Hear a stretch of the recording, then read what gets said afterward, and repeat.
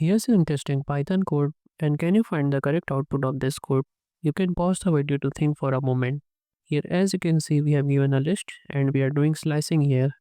So the correct output of this code is 1, 4, and 7.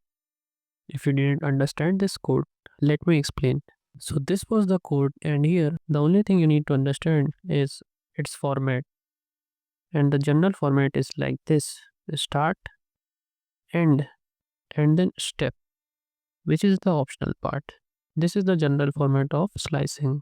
And here the confusing part is that we have left it blank. So it means that this is going to start from 0.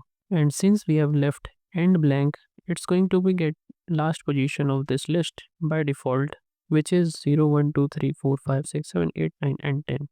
So it's going to be 10 here, and then there's the step 3, and now it's going to print the third index after every loop. So here first it's going to print 1 because it start from 0.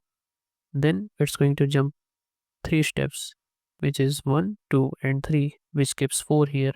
So 1 and 4, and then it's going to again jump 3 times, which gives 7. And now finally there's another jump of 3 times, 8, 9, and there's nothing here. So this is why we got this output.